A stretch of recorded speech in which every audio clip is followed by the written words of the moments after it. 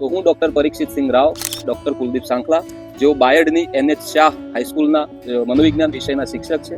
આજે પરીક્ષા લક્ષી ચર્ચા કરવા માટે આજે કાર્યક્રમ આયોજિત કર્યો છે. તેનું નામ આપ્યું છે પરીક્ષા આપો રમતા રમતા. આ પરીક્ષાને હળવી બનાવવા માટે કે પરીક્ષામાં પ્રફુલ્લિત થઈને વિદ્યાર્થી કામ કરી શકે, પોતાનું પ્રેઝન્ટેશન આપી શકે, એના માટે એઝ અ મનોવિજ્ઞાનના ટીચર તરીકે આપનું શું માર્ગદર્શન રહેશે? જ્યારે પુનરાવર્તન કરે છે, રિવિઝન કરતા હોય છે, તો એ અભ્યાસમાં ધ્યાન આપી શકતા નથી, યાદ રહેતું નથી. તો આવી જે સમસ્યાઓ છે એમાં એક શિક્ષક તરીકે તમારા અનુભવોથી આપ શું કહેવા માંગશો? કોન્શિયસ માઇન્ડ જે છે હાજર અત્યારે હાલ તમે જે તૈયારી કરી રહ્યા છો, તમે ફક્ત વાંચી રહ્યા છો, બાકી અનકોન્શિયસ માઇન્ડ તમારું બીજું રીડિંગ કરી રહ્યું છે.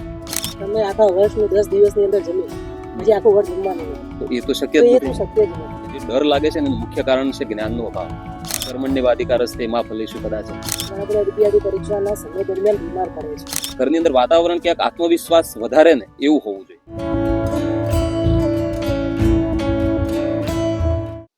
નમસ્કાર મિત્રો, ડાયમંડ માઇન્ડ કેર પ્લસ દ્વારા આયોજિત આજના આ વિડીયો કાર્યક્રમમાં આપ સર્વેનું હાર્દિક સ્વાગત છે.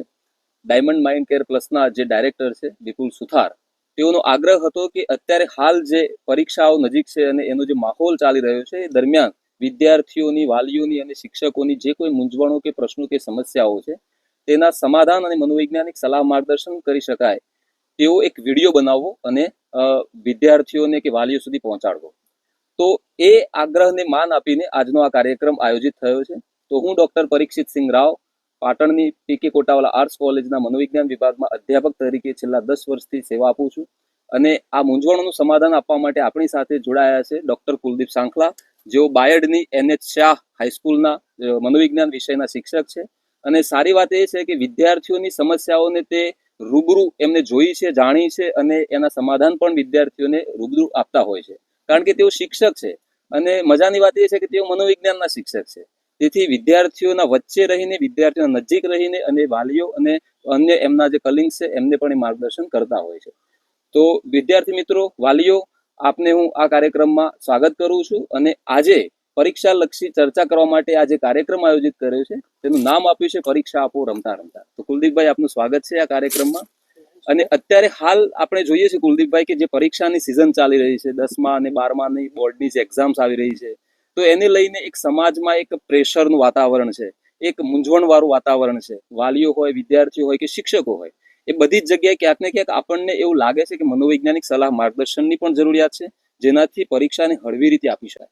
પરીક્ષામાં વિદ્યાર્થી બહુ ગંભીર કે બહુ કોન્શિયસ ના થઈ જાય અને એક રમૂજની જેમ, એક ઉત્સવની જેમ પરીક્ષાને આપે અને પોતે જે છે એ જ રજૂ થાય, હે ને? તો એના માટે આ પરીક્ષાને હળવી બનાવવા માટે કે પરીક્ષામાં પ્રફુલ્લિત થઈને વિદ્યાર્થી કામ કરી શકે, પોતાનું પ્રેઝન્ટેશન આપી શકે, એના માટે એઝ અ મનોવિજ્ઞાનના ટીચર તરીકે આપનું શું માર્ગદર્શન રહેશે? નમસ્કાર વિદ્યાર્થી મિત્રો, આવનાર બોર્ડની પરીક્ષાઓ અને અન્ય પરીક્ષાઓ, સાહેબ શ્રી જે વાત કરી કે આ સિઝન છે, બિલકુલ સિઝન છે, કારણ કે અહીંયાથી જ શરૂ થાય છે. અમે પણ ભણતા ત્યારે ફેબ્રુઆરી અને માર્ચ જે છે એ પરીક્ષાનો સમયગાળો હોય છે. અને એ પ્રેશર, એ ટેન્શન નો સમયગાળો પણ કહી શકાય, કારણ કે અત્યાર સુધી વર્ષ દરમિયાન તમે જે કાંઈ પણ વાંચન કર્યું છે, જે કાંઈ પણ તૈયારી કરી છે, હવે એ તૈયારી કયા પ્રકારની હતી, કેટલું વાંચન કર્યું છે, શાળા કક્ષાએ તો તમારી પરીક્ષાઓ લેવામાં આવી જ છે, બરોબર. અને પણ બોર્ડની અંદર તમારું પરિણામ કેવું આવશે તમારાથી વિશેષ કોઈ જાણી શકે નહીં, કારણ કે તૈયારી તમને ખબર છે કયા પ્રકારની તમે કરેલી છે. પરંતુ એક જ બાબત છે કે અત્યારે હાલ તમારે હળવા રહેવું હોય, હાલની પરિસ્થિતિમાં તમે હળવા રહેવા માંગો છો, તો એના માટેનું પૂર્વ ભૂમિકા એટલે કે પહેલા તમને કયા પ્રકારની તૈયારી કરી છે, પ્રથમ પરીક્ષા, દ્વિતીય પરીક્ષા અને સરકારશ્રી દ્વારા જે એકમ કસોટી લેવાય છે, ઘણી શાળાઓની અંદર પણ તાજેતરની અંદર બોર્ડની પરીક્ષાના હાવને દૂર કરવા માટે ઘણી સ્કૂલો પેપર પણ મોટી લખાવે છે, મોક ટેસ્ટ લેવાય છે. અને પેપરો જાતે વિદ્યાર્થીઓ 3 કલાકની અંદર લખે છે, તો સ્પીડ વગેરે, અક્ષરો વગેરે સુધારો થાય છે. તો આ બધી તૈયારી, પરીક્ષાના ભાગરૂપે તૈયારી તમે કયા પ્રકારની કરી છે, એના આધારે તમે આવનારી પરીક્ષામાં કેવી રીતે ફોકસ કરી શકશો અથવા તણાવથી કેવી રીતે દૂર રહી શકો છો, તો એ એની પૂર્વ ભૂમિકા છે. તમે જો આ બધું કામ કર્યું છે તો તમને કોઈ પણ પ્રકારની મૂંઝવણ નહીં હોય, તૈયારી તમારી પરફેક્ટ છે. ફક્ત તમે પરીક્ષાની રાહ જોતા હશો ક્યારે આવે છે ને ક્યારે હું લખી શકું. ઉત્સવની જેમ. ઉત્સવની જેમ જાણે કોઈ લગ્નમાં જવાનું હોય એની પહેલા તમે જે તૈયારી કરો છો, કયા ગહેણા પહેરવા, કયા કપડાં પહેરવા વગેરે વગેરે. એનો મતલબ તો એવું થયું કે પૂર્વ આયોજન જોઈએ. કોઈ પણ કામ હોય તો પૂર્વ આયોજન હશે ત્યારે એને ઉત્સવની રીતે આપણે લઈશું. પણ માની લો કે કોઈ પ્રસંગ ઘરમાં હોય અને જો પૂર્વ તૈયારી ના હોય તો છેલ્લા સમયે નિર્ણયો લેવા પણ અઘરા પડે છે. અને છેલ્લા સમયનું આયોજન ક્યાંક ને ક્યાંક ઘણી સમસ્યાઓ પેદા કરતું જ હોય છે. અને ઉતાવળમાં નિર્ણય જે લીધેલો હોય છે ને, ક્યાંક ને ક્યાંક એવું લાગે છે કે એ નિર્ણય એ કારગર નીવડતો નથી હોતો. રાઈટ ને? સાથે સાથે કુલદીપભાઈ, વિદ્યાર્થીઓની આવી પણ સમસ્યા હોય છે કે એ જ્યારે વાંચતા હોય છે પરીક્ષાના અમુક દિવસો પહેલા, એ જે માહોલ હોય છે, સ્ટ્રેસ વાળો માહોલ હોય છે ને, તો એ દરમિયાન એ જ્યારે પુનરાવર્તન કરે છે, રિવિઝન કરતા હોય છે, તો એ અભ્યાસમાં ધ્યાન આપી શકતા નથી, યાદ રહેતું નથી. તો આવી જે સમસ્યાઓ છે એમાં એક શિક્ષક તરીકે તમારા અનુભવોથી આપ શું કહેવા માંગશો વિદ્યાર્થીઓ? શાળા કક્ષાનો મારો જે અનુભવ છે, કારણ કે હું 2021 થી એનએસઆઈ હાઈસ્કૂલની અંદર મનોવિજ્ઞાનના વિષય તરીકે, મનોવિજ્ઞાનના શિક્ષક તરીકે ત્યાં ફરજ બજાવી રહ્યો છું. તો એ દરમિયાન મને એવું જાણવા મળ્યું છે કે વિદ્યાર્થીઓને સૌથી વધારે યાદ ન રહેવાનું એક જ કારણ છે કે જ્યારે તમે વાંચો છો, ચેતન મન એટલે કે કોન્શિયસ જ્યારે તમે હોવ છો, જે પ્રશ્ન પણ તૈયાર કરો છો, એ પ્રશ્ન સિવાય પણ તમારું અચેતન મન એટલે કે આગળના વિભાગોને વધારે યાદ કરે છે. એટલે માની લો કે તમે પ્રકરણ 1 તૈયાર કરી રહ્યા છો, પણ તમારું અચેતન મન કેટલું બાકી છે એ વારંવાર તમને કહે છે કે 8 પાઠ બાકી છે, 7 બાકી છે, મને આટલું આવડે છે, આટલું નહીં આવડતું. એના કારણે શું થાય છે કે કોન્શિયસ માઇન્ડ જે છે હાજર, અત્યારે હાલ તમે જે તૈયારી કરી રહ્યા છો, તમે ફક્ત વાંચી રહ્યા છો, બાકી અનકોન્શિયસ માઇન્ડ તમારું બીજું રીડિંગ કરી રહ્યું છે. તો એના કારણે શું થાય છે કે તમે જે તે જગ્યાએ ધ્યાન આપી શકતા નથી. ધ્યાન આપવા માટે તમારે સૌથી પહેલા તો તમારે એક જ પ્રશ્ન, એક જ એનો જવાબ જે છે એના ઉપર ફોકસ કરવું પડે. ચેતન મન તમારે ત્યાં કરવું પડે. એક વખત એને સમજો, વાંચો, એનું મનન કરો. બધું જ આપણે તૈયાર નથી કરવાનું, પણ જે કરવાનું છે પરફેક્ટ કરવાનું છે. એનાથી આપણે ઉપર, એનાથી વધુ આપણે કરવાનું નથી. માની લો કે પહેલો પાઠ, બીજો, ત્રીજો જેટલા પણ કરો છો, પહેલો કર્યો છે તો પરફેક્ટ કરીને તમે આગળ વધી જાઓ. મનોવિજ્ઞાનમાં પણ એક સિદ્ધાંત છે ને કે અધૂરા કામો હોય ને એ વધારે ધ્યાન અપાવે. તો અધૂરા પ્રશ્નો કે જે અઘરા પ્રશ્નો છે કે જેમાં આપણું ફોકસ ગયું નથી હજુ સુધી, મતલબ કે એ સતત સતાવ્યા કરે છે, તો જે આવડે છે અને જેની પ્રાયોરિટી આપવાની છે એમાં ધ્યાન જતું નથી. રાઈટ ને? તો એનો મતલબ એવો થયો કે અભ્યાસનું એક ચોક્કસ આયોજન હોવું જોઈએ, પાઠ આયોજન હોવું જોઈએ. અને એ કોઈ 10 દિવસની તૈયારીની વાત નથી, એ આખા વર્ષનું આયોજન હોય છે ત્યારે આ શક્ય બનતું હોય છે. આ તો કેવી વાત છે કે તમે આખા વર્ષનું 10 દિવસની અંદર જમી લે, પછી આખું વર્ષ જમવાનું નહીં, તો એ તો શક્ય જ નથી. ક્યાંક અપચો કરશે. એક્ઝેક્ટલી એવી રીતે ક્યાંક વાંચવામાં પણ 10 દિવસમાં એવું ઘણા વિદ્યાર્થીઓ આવા હોય છે ને, તમને તો અનુભવ હશે કે આખા વર્ષ તૈયારી ના કરે અને પરીક્ષા નજીક આવે ને એટલે એમ કે હું તો વાંચી લઈશ, હું કવર કરી લઈશ, અને છેલ્લા 10-20 દિવસ જે એક સાથે ભારણ આવે છે ને, જેમ ખોરાક એક સાથે વધારે ખવાઈ જાય તો અપચો પેદા કરે. તો એક્ઝેક્ટલી વધારે પડતી સામગ્રી જ્યારે વાંચે છે વિદ્યાર્થી, તો એ ક્યાંક ને ક્યાંક અપચો પેદા કરે છે અને એ વિષયથી ક્યાંક ને ક્યાંક ડિસ્ટ્રેક્ટ થઈ જાય છે અને એનું બેધ્યાનપણું ત્યાં વધી જતું હોય છે. બીજું કે વિદ્યાર્થીઓને એવું પણ થતું હોય છે કે ક્યાંક યાદ રહેતું નથી. છેલ્લા દિવસોમાં જે રિવિઝન કરે છે ને, તો એ એવું શું થતું હશે કે જેના કારણે યાદ રાખી શકતો નથી? આની પહેલાના જે પ્રશ્નની તમે વાત કરી રહ્યા હતા કે વિદ્યાર્થી એક તો વાંચનની અંદર ધ્યાન નહીં હોય, ફોકસ નહીં હોય, એ તો બરોબર છે, એ તો થવાનું છે. સાયકોલોજીકલ ઇફેક્ટ એ થશે કે એની અંદર આક્રમકતાનું પ્રમાણ વધી જશે, ગુસ્સો આવશે, બરાબર? ગુસ્સાના કારણે ઘણી વખતે શું થાય છે, ઘરની અંદર સામાન્ય પણ અવાજ કોઈ કરશે ને તો પણ એના પર એનો સ્વભાવ ચીડિયો થઈ જશે. આ પરીક્ષાના આગલા દિવસોમાં જોવા મળે છે, સ્વાભાવિક છે, બરોબર? એટલે એ વખતે માતા પિતાની ભૂમિકા બહુ અગ્રેસર આવે છે. વારંવાર તમને એને વાંચવા માટે, આપણે 1-2 વખત એને કહીએ છીએ વાંચવા માટે, પરંતુ આપણે એને આરામ પણ કરાવવું જોઈએ. વિદ્યાર્થીને આરામ વગેરે માટે પણ એને પ્રોત્સાહિત કરવું જોઈએ કે ભાઈ વાંચ્યું છે, ઓકે, થોડી વાર આરામ કરી લો, બરોબર? એટલે સાયકોલોજીની અંદર તો એમ જ કહેવામાં આવે છે કે તમે 24 કલાક દરમિયાન જ્યારે પણ આ કામ કરો છો, તમને મનગમતી પ્રવૃત્તિ 40 મિનિટ તો તમારે કરવી જોઈએ. 40 મિનિટની કસરત પણ હોય છે, બરાબર, જેનાથી તમારું ફોકસ, તમારું ધ્યાન બહુ પરફેક્ટ રીતે થઈ શકે છે. યોગ કરી શકો છો 40 મિનિટ. 40 મિનિટની અંદર કઈ શારીરિક કસરતો છે, આસનો છે, પ્રાણાયામ છે, એ ટેકનિક્સનો ઉપયોગ કરવો જોઈએ. બિલકુલ કરવો જોઈએ. તો જેનાથી શું થાય છે કે તમે જ્યારે એ ટેકનિકનો ઉપયોગ કરો છો તો તમારું ધ્યાન એક જગ્યાએ સ્થિર થશે, બરાબર, એનાથી ફાયદો થશે. બીજું એ પણ છે ને કે મનોવૈજ્ઞાનિક સિદ્ધાંત છે કે જે બાબતોને લઈને ડર હોય ને એ યાદ ના રહે. જેમ કે આપણે જે બાબતો આપણને ડરાવતી હોય, ભયભીત કરતી હોય ને એને આપણે ભૂલવા માંગતા હોઈએ. તો પરીક્ષા છે ક્યાંક ને ક્યાંક ભયભીત કરે છે વિદ્યાર્થીને, ક્યાંક ડર પેદા કરે છે. તો એ માહોલ વિદ્યાર્થીને યાદ રાખવામાં ક્યાંક ને ક્યાંક મુશ્કેલીઓ પેદા કરે છે. જેમ કે આપણને ગમતી બાબતો હોય ને અને જેનું પરીક્ષા લેવાની નથી કે જેનો ડર પેદા નથી થતો, તો એ બાબતો આપણે એક જ વાર વાંચીએ છીએ ને યાદ રહી જતું હોય છે. ઉદાહરણ તરીકે ન્યૂઝપેપર, અને સવારમાં ઉઠે અને વાંચે ન્યૂઝપેપર, વર્તમાનપત્ર વાંચે, તેમાં આવતી જે હેડલાઇન છે, ન્યૂઝ છે, આખી આખી સ્ટોરી વિદ્યાર્થીઓ કે આપણે પણ ચર્ચા કરી લેતા હોઈએ છીએ મિત્રો સાથે. ક્યાંય કશું યાદ રાખવું પડતું નથી અને પેલી 2 લાઈનની વ્યાખ્યા જ નથી રહેતી. કેમ? કારણ કે એની પરીક્ષા લેવાની છે ને ન્યૂઝપેપરની પરીક્ષા લેવાની. આ તમારી પરફેક્ટ વાત છે. અને આનું મેં ઉદાહરણ ઘણી વખત આપ્યું છે વિદ્યાર્થીઓને.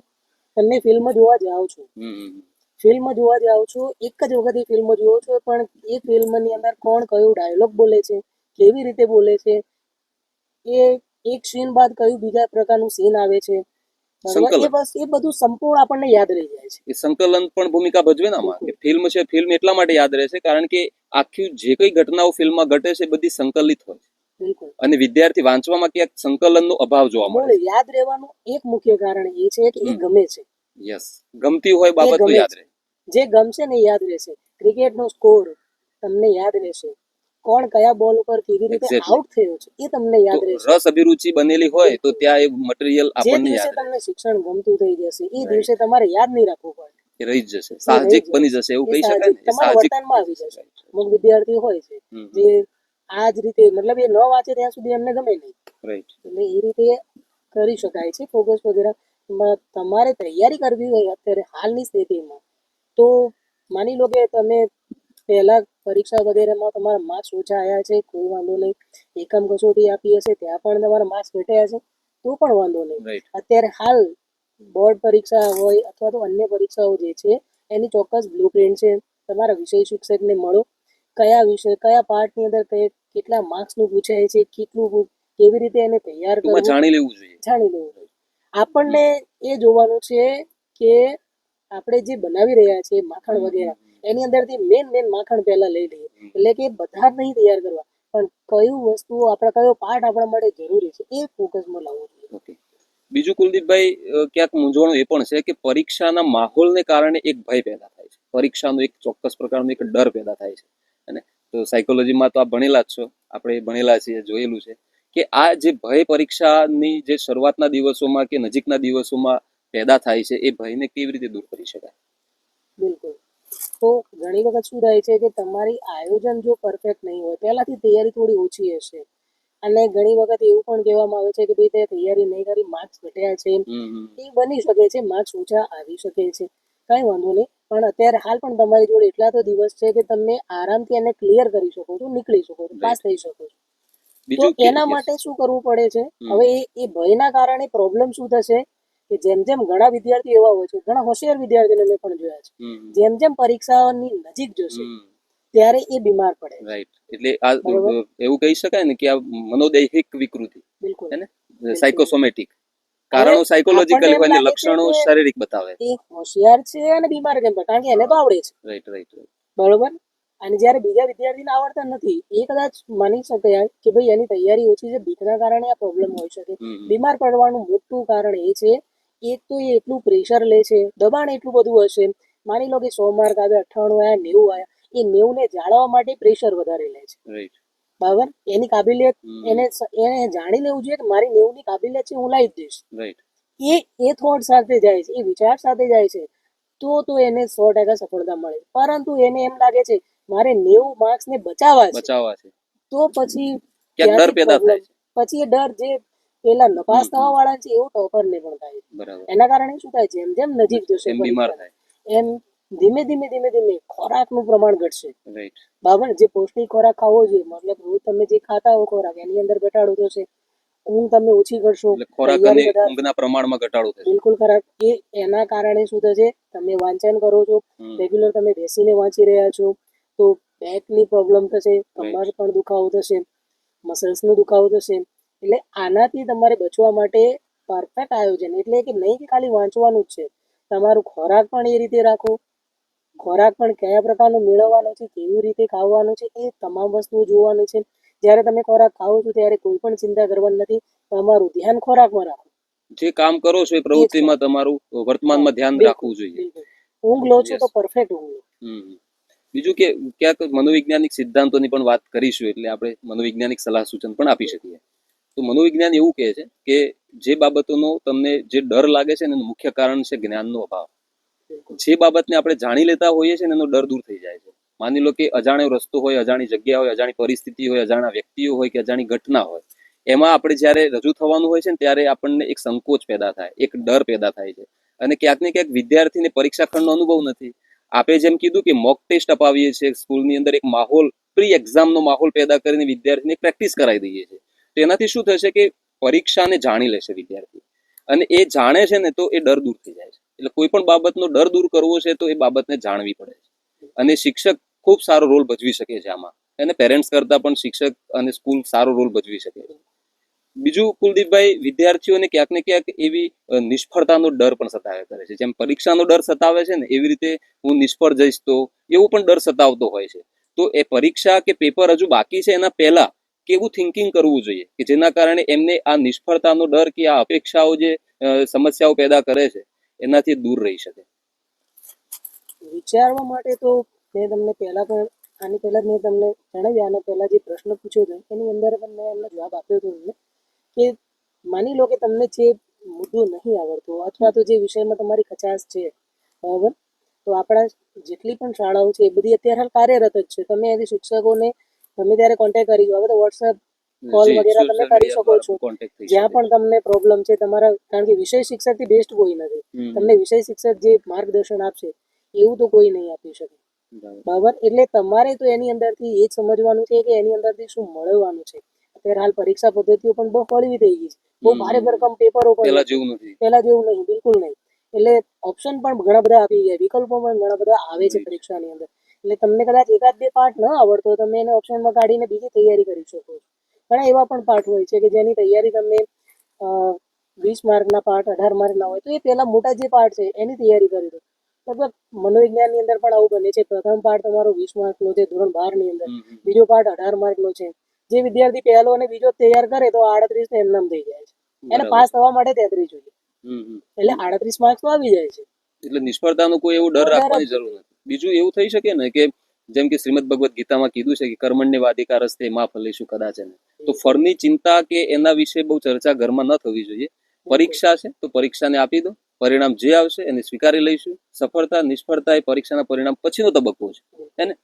બીજું કે એક્ઝામને જે રમતા રમતા લેવી છે, પરીક્ષાને જે રમતા રમતા લેવી છે, તો એ વિદ્યાર્થી એને ઉત્સવ તરીકે લઈ લે, જીવનના એક તબક્કા તરીકે લઈ લે, હે ને. તો એના માટે વિદ્યાર્થી કે વાલીને શું માર્ગદર્શન કરી શકાય કે આ પરીક્ષા એ કોઈ આકસ્મિક ઘટના તો છે નહીં, બરાબર છે. પરીક્ષા તો જીવનના એક તબક્કા તરીકે આવે જ છે. ક્યાંક જીવનમાં પરીક્ષાઓ આવે છે તો ક્યાંક અભ્યાસમાં પરીક્ષાઓ આવે છે.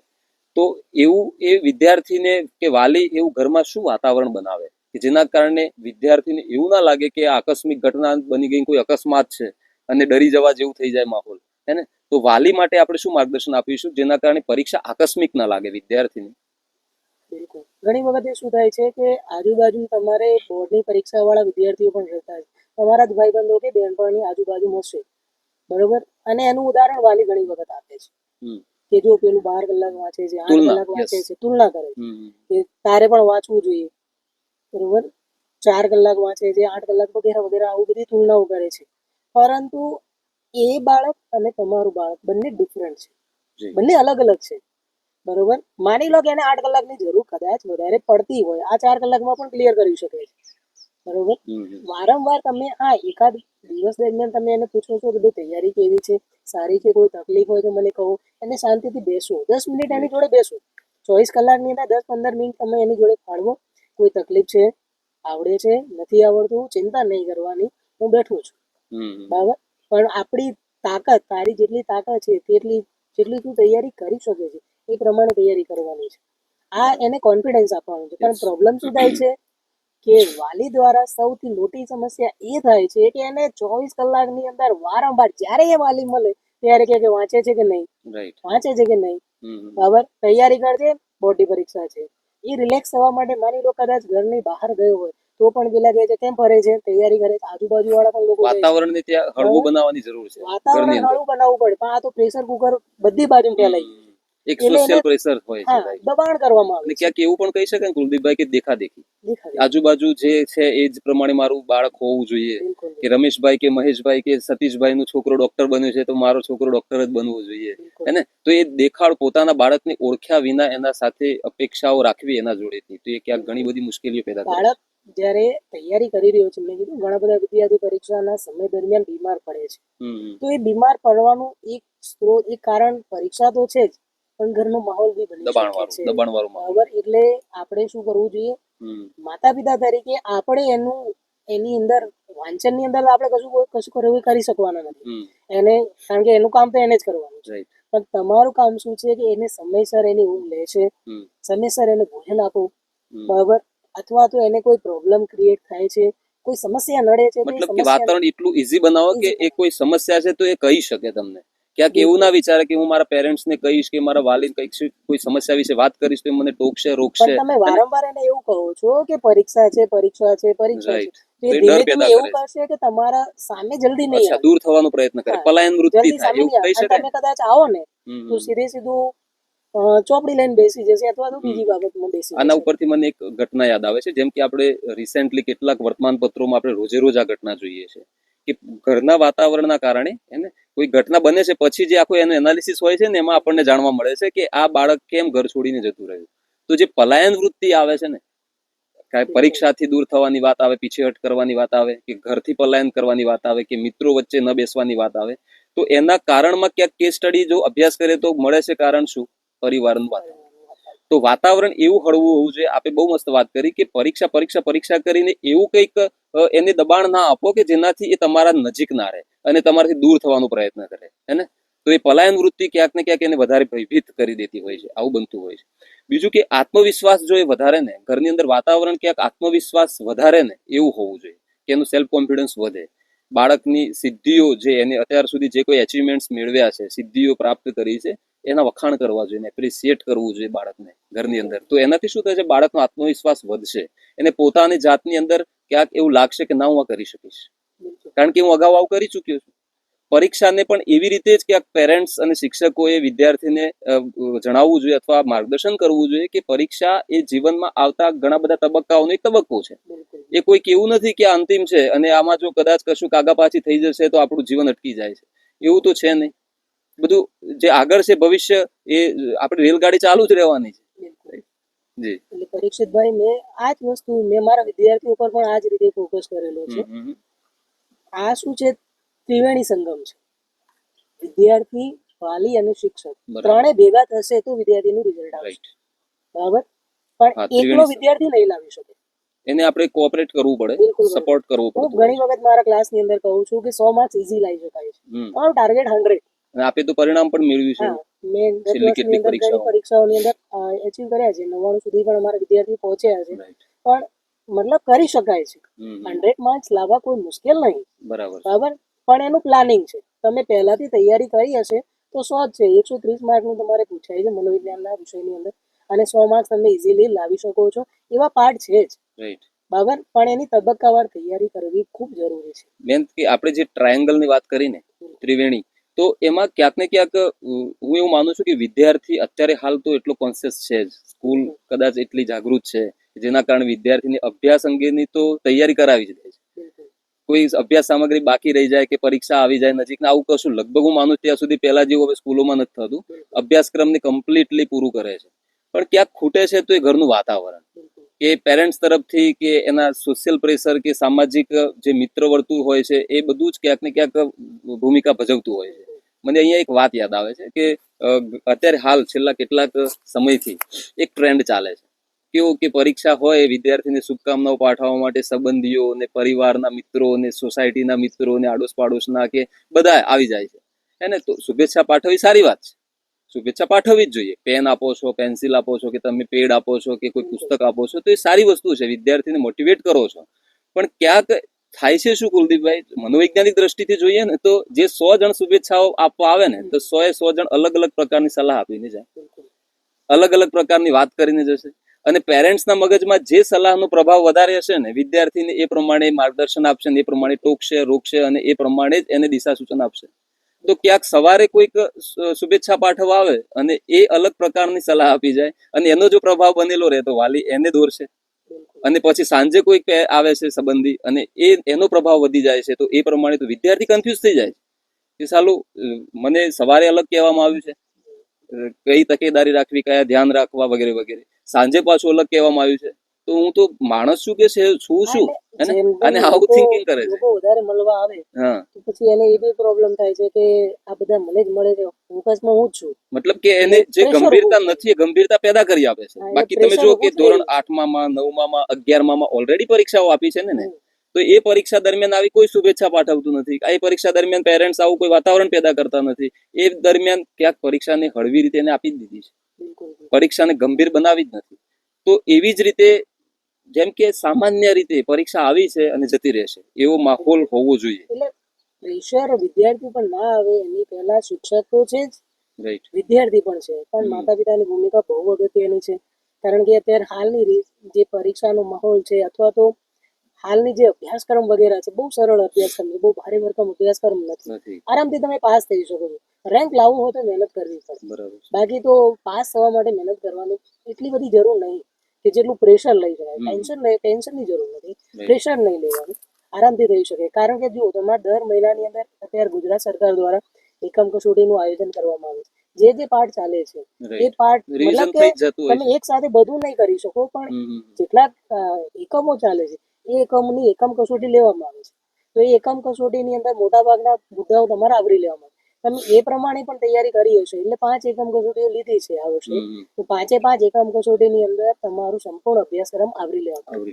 તો પછી તમારે બાકી કયું રહેતું નથી. કારણ કે પહેલી પરીક્ષા પણ આવે છે, બીજી પણ પરીક્ષા છે, એની અંદર પણ તમને તૈયારીની ખબર પડી જાય. એ સિવાય પણ ઘણી બધી સ્કૂલો પોતાના પેપર વગેરે, પેપર સેટ વગેરે મંગાવે છે અને એની અંદર 3 કલાકની અંદર તમે કેવી રીતે લખી શકો છો, પ્રેક્ટિસ થાય છે. કારણ કે ઘણી વખત શું થાય, તૈયારી તો બધી થઈ ગઈ, પણ એને તૈયારીને ઢાળવી, મતલબ કે તૈયારીને પેપરમાં નાખવું, એ સૌથી મોટી વસ્તુ છે. એના માટે તમારે લખાણ જોઈએ. આજે આપણે જે ચર્ચા કરીને એમાં એક બીજી વાત પણ ઉમેરવા માંગીશ કે પરીક્ષાને લઈને વિદ્યાર્થીઓ એટલા ગંભીર હોય છે કે પરીક્ષા ખંડમાં પ્રવેશતી વખતે પરીક્ષાનું પેપર જે લખી રહ્યા છે એ દરમિયાન મૂંઝવણ અનુભવતા હોય છે અને ઘણીવાર છે ને એ પોતે ગભરાઈ જતા હોય છે, ગભરાહટ અનુભવતા હોય છે. તો પરીક્ષા ખંડમાં પ્રવેશ વખતે અને પરીક્ષા દરમિયાન કઈ બાબતોનું ધ્યાન રાખવું જોઈએ, કઈ સાવચેતીઓ કે તકેદારી રાખવી જોઈએ? આ બહુ મોટી વસ્તુ છે. કારણ કે તૈયારી બધી થઈ ગઈ છે. આપણે પરીક્ષા પહેલાની જે કાંઈ વાંચવાનું હતું, જેટલું પણ તૈયાર કરવાનું હતું, એ બધું આપણી ક્ષમતા પ્રમાણે તૈયાર કરી દીધું છે. પરંતુ વાતાવરણની ઇફેક્ટ થયા વગર રહેતી નથી. બરાબર. એટલે તમારું જે સેન્ટર છે, તમે જ્યાં પરીક્ષા આપવાના છો, ત્યાં તમે એક વખત એ સેન્ટરની મુલાકાત લો.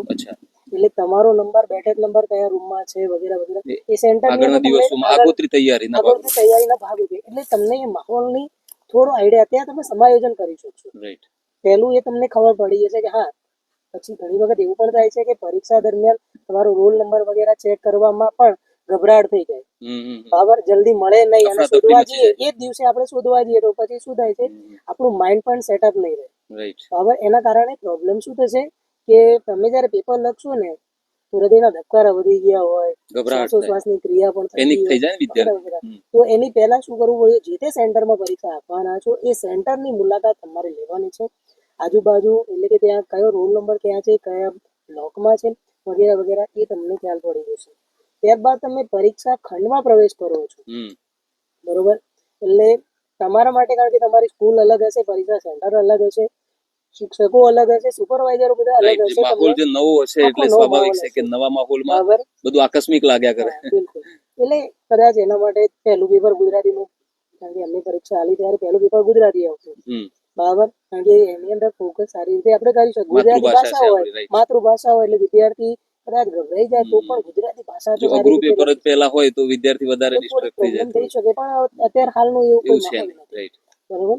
એટલે એની અંદર શું થાય, તમે અંદર પ્રવેશ કરો છો પરીક્ષા ખંડ પહેલા નો માહોલ એવો પણ જામે છે ઘણી વખતે કે તમે જે કાંઈ સાહિત્ય લઈ ગયા હો વાંચવાનું, ત્યાં પરીક્ષાના આગલા ટાઈમ પહેલા પણ ઘણા વિદ્યાર્થીઓ વાંચતા હોય, છેલ્લી ક્ષણ સુધી વાંચતા હોય. રિપીટેશન બરાબર. રિપીટેશન કરે રાખતા હોય એ રિવિઝન. તમને વધારે પ્રેશર આપશે. ઓકે, એનાથી તમારે દૂર રહેવાનું. Right right. તમે જે વાંચીને આયા છો, જે કાંઈ પણ તૈયારી જે કરવાની હતી, થઈ તમે ગયું છે, કારણ કે ઓલરેડી આખું વર્ષ તમે કર્યું વાંચ્યું જ હશે, છે. વાંચન તો કર્યું છેલ્લી હશે, 10 તો મિનિટમાં છેલ્લી કશું 10-15 મિનિટ અથવા તો કલાક પહેલા તો તમારાથી કશું થવાનું નથી. ના ના. બરાબર. ઉપરથી પ્રેશર એવું ક્રિએટ કરશે, માની લો 2-4 મિત્રો તમને મળ્યા અથવા બેનપણી તમને મળે છે અને વાતચીત તમે ત્યાં કરી રહ્યા છો અને કદાચ કોઈ એકાદ પ્રશ્ન તમને પૂછી લે છે અને તમને નહીં આવડતું, તો તમને એમ લાગશે કે આને આવડી ગયું ને મને નહીં આવડતું. એ પ્રેશર ઊભું કરે છે. Right right. કમ્પેરિઝન થઈ જાય, એટલે ત્યાં તુલના કરે હા, કે તમે આવો તમને પરીક્ષાની આવડે છે અંદર, આ ફોર્મ્યુલાસ બધી આવડે છે ને મને તો નથી આવડતી, નહીં અને આ પૂછાઈ જશે તો હું શું બરાબર. કરીશ. એટલે અંતિમ ક્ષણ સુધી બિલકુલ વાંચવાની જરૂર નહીં. હું તો એમ કહું છું કે પરીક્ષાને આગલી રાતમાં પણ તમારે વાંચવાની જરૂર આરામ નહીં. કરો,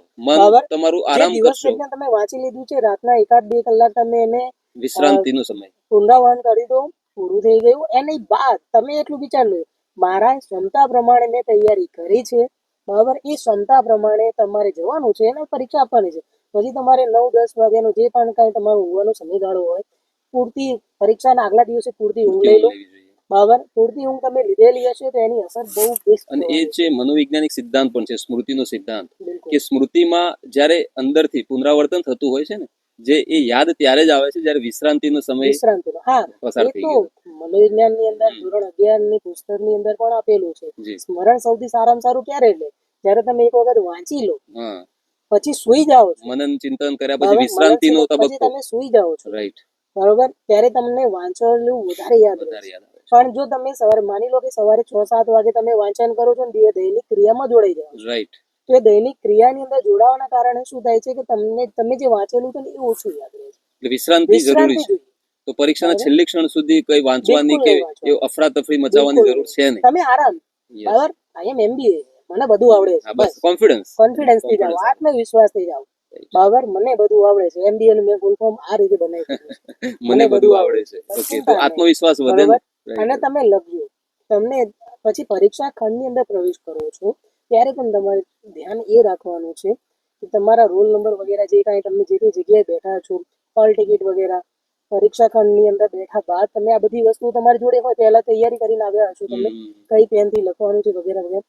જ્યારે ક્વેશ્ચન પેપર આવે છે ત્યારે એટલી બધી ઉતાવળ નહીં કરો કે પૂરેપૂરું પેપર તમે વાંચી નાખો, બરાબર. બરાબર. શાંતિથી 15 મિનિટ તમને મળે છે, પેપર આરામથી જુઓ, હમ. બરાબર.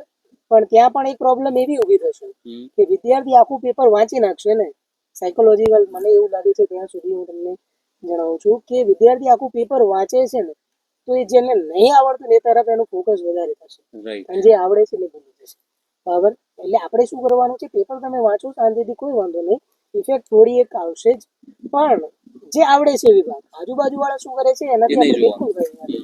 પણ તમે જે નક્કી કર્યું છે, જે તૈયારી કરી છે, તમને કયો વિભાગ પરફેક્ટ આવડે છે એ લખવાનું શરૂ કરજો. ઓકે. બરોબર. એટલે હા, માની લો કે વચ્ચે કોઈ પ્રશ્ન નથી આવડતો અને ચિંતા લાગે છે કે આની અંદર હું શું કરીશ વગેરે વગેરે, ગભરામણ થશે, ઘણી વખતે પરસેવો પણ થાય, રાઈટ. તો 2 મિનિટ ઊંડા આંખો શ્વાસ બંધ લેવા કરો, જોઈએ. ઊંડા શ્વાસ લો, પાણી બોટલ હશે તમારી જોડે, પાણી બોટલ પાણી પીવો. જો ના હોય તો 2-3 મંગાવી મિનિટ શકો. તમે બહાર જઈ શકો, કારણ કે Okay. દરેક સેન્ટરની અંદર બહાર વ્યવસ્થા વિદ્યાર્થીઓ માટે પાણી પીવાની વ્યવસ્થા છે. હોય જ છે. તમે 2 મિનિટ Relax ઊભા થઈ થઈને જવાય. બહાર જાઓ, પાણી પીવો, બ્રેક રિલેક્સ થાઓ. કરવી જરૂરી છે. બિલકુલ. જે ગભરાહટ વાળો માહોલ છે એને બ્રેક કરી દેવો. 5 મિનિટ બ્રેક કરશો, ઓટોમેટિક તમને બધું યાદ આવી જશે, ઓકે. બરોબર. અને પછી તમે આરામથી લખી શકશો. બરાબર. ઘણી વખત એવું થાય છે પરીક્ષા પૂરી થઈ જાય ને પછી બધું વિદ્યાર્થી યાદ યાદ આવે. કેમ યાદ આવે? કારણ કે તમે પ્રેશર થી બહાર આવી ગયા છો. કારણ કે પ્રેશર થી પછી તો તમે જુઓ, એના પછી તો તમે જે કાંઈ એક જ વખત વાંચો તો બી તો યાદ. પરીક્ષા દરમિયાન બી પ્રેશર થી બહાર જ રહેવાનું છે, બિલકુલ. રિલેક્સ એટલે મૂડમાં એટલા આપવાની. માટે પાણી વગેરે તમારી જોડે હોય, અથવા તો લીંબુ શરબત વગેરે તમે જોડે લઈ જઈ શકો છો.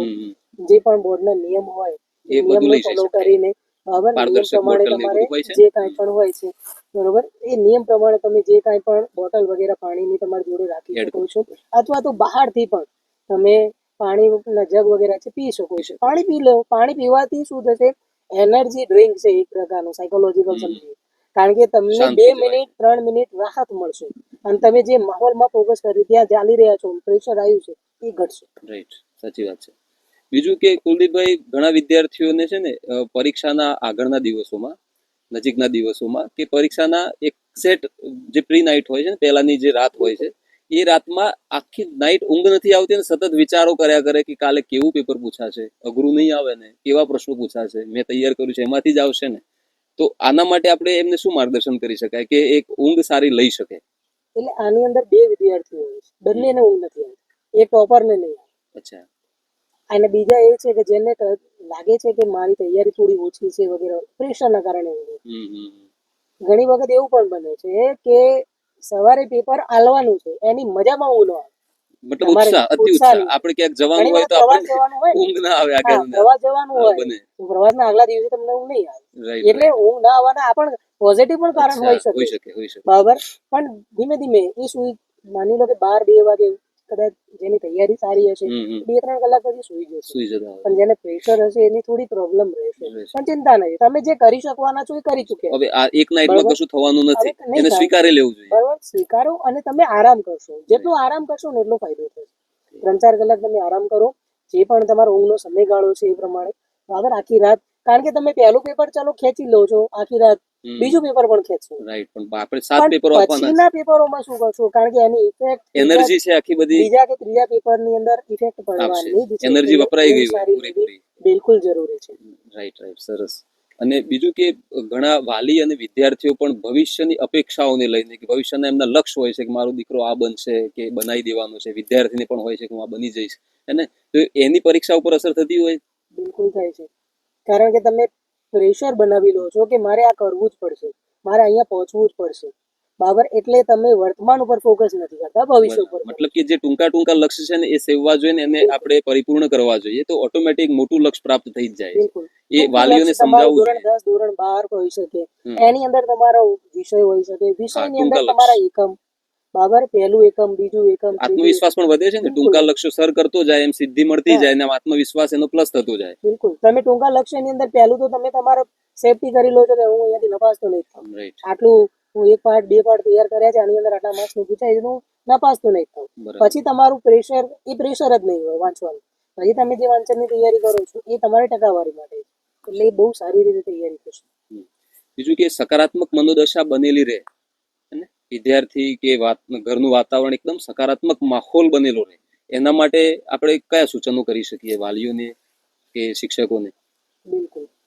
તો પહેલા તો તમારા વિદ્યાર્થીઓ જે છે, શિક્ષકોને તો ખાસ એ કહેવા માંગીશ કે આખા વર્ષ દરમિયાન તમે વિદ્યાર્થીઓને ભણાયા છે, એટલે તમારી કમજોર કડી કઈ છે તમને ખબર છે, અને જે સ્ટ્રોંગ છે એ પણ તમને ખબર છે. કયો વિદ્યાર્થી શ્રેષ્ઠ છે, ઓછી તૈયારીમાં કરી શકે છે, અને ક્યાં કયો વિદ્યાર્થી નપાસ થઈ શકે છે અથવા તો એ મહેનત એને વધારે જરૂર છે. બરાબર. જો કે તમે તૈયારી એને કરાવી જ છે, કારણ કે આપણે રિઝલ્ટ પણ લાવવાનું હોય છે જે તે વિષયનું, એટલે આપણે તૈયારી કરાવીએ છીએ. તો એવા વિદ્યાર્થીઓને તમારે સતત સંપર્કમાં રહેવું જોઈએ પરીક્ષાના આગલા દિવસોમાં પણ. બરાબર. વિદ્યાર્થીને તમે જે તે સબ્જેક્ટનું પેપર હોય, હું તો રહું છું એટલે હું કહું છું, બરોબર, કે મારો વિદ્યાર્થી જ્યારે પણ, બરોબર, મનોવિજ્ઞાનની અંદર જ્યારે પણ પેપર આલવાનું હોય એના આગલા દિવસોની અંદર ગૂગલ મીટ દ્વારા ટેકનોલોજીનો ઉપયોગ કરીને હું એને સીધો સંપર્કમાં આવી જાઉં છું. બરાબર. અને જેને જે પણ પ્રશ્નો હોય પૂછી શકે છે ઓપનલી, અને હું એમને સમજાવું પણ છું. ચિંતા નહીં. પ્રેશર રિલીફ કરવા માટે પણ હું ઘણી વખત એમની જોડે ચર્ચા કરું છું. એક તો એની અંદર કોન્ફિડન્સ એવો ઊભો કરી દઉં છું કે MBA મને બધું આવડે છે, ચિંતા જ નથી. બરાબર. કાં તો 100 લાવી શકું છું, 100 નું પણ કોન્ફિડન્સ એને આપી દઉં છું, કારણ કે 100 પણ લાવવા વાળો વિદ્યાર્થી જ છે, આપણાથી કોઈ બીજા ગ્રહમાંથી આવ્યો નથી. બરાબર. એટલે આપણે એ પણ કરવું જોઈએ. શિક્ષકની એક અત્યારે હાલ ટેકનોલોજીનો ઉપયોગ કરી શકીએ છીએ આપણે, બરોબર, અને વિદ્યાર્થીના કોન્ટેક્ટમાં તમે રહેશો એટલે વિદ્યાર્થીને એક આશ્વાસન આવશે, મતલબ ઘર કરતા પોઝિટિવ થઈ જશે પરીક્ષાને લઈને. કદાચ ઘર, કારણ કે માતા પિતા નહીં સમજે કે એને તકલીફ શું છે, શિક્ષકને ખબર છે કે એને શું તકલીફ છે, કારણ કે આપણે વિષય સાથે જોડાયેલા છે. વિદ્યાર્થીના સંપર્ક, એવા વિદ્યાર્થીના સંપર્કમાં રહો કે જેને ખરેખર તમારી જરૂર છે. એક મા બાપ તરીકે તમે એક સાંત્વના આપો એને. બિલકુલ. એ એની પરીક્ષા નથી, એ આપણી પણ પરીક્ષા છે જોડે જોડે. એટલે એ કમ્પ્લીટ માહોલમાં પરીક્ષા આપે છે. માની લો કે આગલા દિવસોમાં તમને એને મળવાનું થાય છે, કદાચ નજીક રહેતા હોવ તો ઘણા શિક્ષકો એવા પણ હોય છે કે રૂબરૂ પણ જતા હોય છે. વિદ્યાર્થી કેવી તૈયારી કરે છે, અમારા શિક્ષકો NSA હાઈસ્કૂલની અંદર ઘણી વખત એવું પણ બનતું હતું પહેલાના સમયની અંદર, એટલે કે જે શિક્ષકો જોડે એમને સાંભળ્યું છે કે જ્યારે વિદ્યાર્થીઓ તૈયારી કરતા હોય તો ઓચિંતી મુલાકાત જે તે ગામની લઈ લેતા હતા, ગામડાઓની અંદર વિદ્યાર્થીઓ આવતા અને કેવી તૈયારી કરે છે, બરોબર, માર્ગદર્શન પણ આપે, માર્ગદર્શન મળતું હતું, તૈયારી થતી પણ. અત્યારે પણ તમે ટેકનોલોજીના માધ્યમથી એની જોડે પહોંચી શકો છો. રાઈટ, વાત સાચી છે. તો કુલદીપભાઈ બહુ સરસ વાત કરી. હું અહીંયા એક બીજી વાત પણ ઉમેરવા માંગીશ કે આ કાર્યક્રમ જે યુનિટ દ્વારા આયોજિત થયો છે ડાયમંડ માઇન્ડ કેર પ્લસ, જેના ડાયરેક્ટર વિપુલ સુથાર છે અને મારા વિદ્યાર્થી જ છે અને બીજા વિદ્યાર્થીઓ પણ છે, બધા ભેગા મળીને એક સારું કાર્ય કરી રહ્યા છે. એ લોકોનું મુખ્ય લક્ષ્ય શું છે કે સ્કૂલોની અંદર વિદ્યાર્થીઓનું માનસિક સ્વાસ્થ્ય તપાસવું, વ્યવસાયિક અભિરુચિ તપાસવી, વ્યક્તિત્વની તપાસ કરવી, આઈક્યુને તપાસવું, ગાર્ડનરનો જે મલ્ટિપલ આઈક્યુ છે એ તપાસવું અને પ્રોપર માર્ગદર્શન કરવું વિદ્યાર્થીઓને, વાલીઓને, શિક્ષકોને કે તમારા બાળકની અંદર શું પડ્યું છે એ તમે જાણો. તમે બાળકના ભવિષ્ય વિશે કોઈક અપેક્ષાઓ સેવતા પહેલા અત્યારે શું છે એ જાણવું જરૂરી છે. એનું માનસિક સ્વાસ્થ્ય કેવું છે એ જાણવું જરૂરી છે. એ ચિંતાતુર છે કે નહીં, એ કેવી અપેક્ષાઓ રાખે છે, એની અંદર જડતા છે કે નહીં, એની અંદર આક્રમકતા કેવું છે, સમાયોજન કેવું છે, નિરાશા હતાશા કેવી છે, આત્મવિશ્વાસનું વલણ કેવું છે, એ બધું જ જાણીને પ્રોપર સલાહ માર્ગદર્શન પણ કરે છે. આ તો જસ્ટ વાત નીકળી એના કાર્યક્રમ જેના દ્વારા આયોજિત થયેલો છે, તો એનું પણ મેં અહીંયા થોડો પરિચય કરાવ્યો. તો એમને આ વિચાર આવેલો વિપુલભાઈને કે આપણે સાહેબ કામ તો કરીએ જ છીએ, પરંતુ એમની તબિયત ના દુરસ્ત છે એટલા માટે જોડાઈ શક્યા નથી અને મને જવાબદારી આપી કે સાહેબ આપ કુલદીપભાઈનું ઇન્ટરવ્યુ લઈ લો અને ચર્ચા કરો, જેનાથી આપણા વિદ્યાર્થીઓને આપણે પ્રોપર માર્ગદર્શન આપી શકીએ, માનસિક સ્વાસ્થ્ય અને મનોવૈજ્ઞાનિક સલાહ સૂચન અને સાથે સાથે પરીક્ષા લક્ષી માર્ગદર્શન પણ આપી શકીએ. તો બિલકુલ આની ખૂબ જરૂર છે, કારણ કે અત્યારે માહોલ શારીરિક તો સમય એવો તમને ચાલી રહ્યો છે. બીમારી મળી જાય છે કે આ પ્રોબ્લેમ છે, લેબોરેટરી વગેરે રિપોર્ટ હા, વગેરે પણ તમે કરાવો, મનોવૈજ્ઞાનિક રીતે પણ માનસિક રીતે વ્યક્તિની અંદર મગજમાં શું ચાલી રહ્યું છે એના માટે ખૂબ અવેરનેસની જરૂર છે. જરૂર છે. અને આ તમારું પગલું બહુ સરાહનીય છે. જી. કારણ કે અમારી શાળાની અંદર કારણ કે હવે 9 થી 12 નું ધોરણ હોય એમાં એડોલેશન સ્ટેજ આવે છે. જી. બરાબર, એની અંદર ઘણા બધા પ્રશ્નો હોય છે. એક તો પહેલા પોતાની ભૂમિકાના જ પ્રશ્નો હોય છે, હું નાનો છું કે મોટો વગેરે વગેરે, તરુણાવસ્થાની એ જે પણ હોય છે, સમસ્યાઓ છે, માનસિક મૂંઝવણો પણ હોય છે. એની શારીરિક માનસિક શક્તિઓ કઈ છે એ પણ આપણે જો કે જાણી શકીએ તો એને યોગ્ય દિશા આપી શકીએ છીએ કે ભાઈ આ દિશામાં જશે તો એ 100% સફળ થશે. ડાયમંડ માઇન્ડ કેર પ્લસનું એક સપનું પણ છે કે એ ભવિષ્યમાં દરેક સ્કૂલે કે દરેક જ્યાં જરૂરિયાત છે ત્યાં એક મનોવૈજ્ઞાનિક સલાહ આપી શકે એવા સલાહકારને એક તાલીમબદ્ધ કરવો, તૈયાર કરવો અને ત્યાં એક સેન્ટર ખોલવું. માની લો કે આપની સ્કૂલ છે તો આપની સ્કૂલમાં સેન્ટર ખોલી શકાય, વિદ્યાર્થીને પ્રોપર માર્ગદર્શન કરી શકાય. એક એનજીઓ ટાઈપ કામ કરે છે, તો બહુ સારું કાર્ય છે આ લોકોનું અને બહુ સારી રીતે આયોજન કરી રહ્યા છે. બીજી વાત કે હું અહીંયા વિદ્યાર્થી મિત્રો કે વાલી મિત્રો કે શિક્ષક મિત્રોને કહેવા માંગીશ કે ડાયમંડ માઇન્ડ કેર પ્લસનું જે આખું આયોજન છે એ તમે ડિસ્ક્રિપ્શન બોક્સની અંદર આ વિડીયોમાં એક મોબાઈલ નંબર લખેલો હશે, વોટ્સએપ નંબર, એને તમે ક્લિક કરીને અથવા એની ચેનલ પર જઈને પણ માહિતી મેળવી શકો છો. ડાયમંડ માઇન્ડ કેર દ્વારા જે મને તક આપવામાં આવી, મારા વિચારો અત્યાર સુધી મારા વિદ્યાર્થીઓ સુધી જ રહ્યા હતા. રાઈટ. મારા એક જ ક્લાસરૂમની અંદર જ હું મારા વિદ્યાર્થીઓ મારા 3 ક્લાસ છે ત્યાં સુધી હું વિદ્યાર્થીને કહી શકતો હતો, પરંતુ ડાયમંડ માઇન્ડ કેર દ્વારા હું મારા વિચારો, મારી વાતને ઘણા બધા વિદ્યાર્થીઓ સુધી પહોંચાડી શકું છું. ગુજરાતના એના ખૂણે માટે ખૂણે પહોંચશે આ વાત. બિલકુલ એના માટે હું એમનો ખૂબ ખૂબ આભાર માનું છું કે મને અહીંયા બોલવા માટે, મારા વિચારો વ્યક્ત કરવા માટે તમે મને તક આપી. વડાપ્રધાન શ્રી નરેન્દ્ર મોદી સાહેબ એક પુસ્તક લખેલું છે કે એક્ઝામ વોરિયર્સ, અને તે પરીક્ષામાં યોદ્ધા તરીકે આપણે ઉતરવું જોઈએ. પરીક્ષા એક માનો કે એવી પરિસ્થિતિ, યુદ્ધ જેવી પરિસ્થિતિ છે ને એમાં જીતીને આવવાનું છે. તો એ જ્યારે યોદ્ધો જે કોન્ફિડન્સથી પરીક્ષા મતલબ કે યુદ્ધમાં ઉતરતો હોય છે એવી રીતે જ પરીક્ષામાં આપણે ઉતરવું જોઈએ.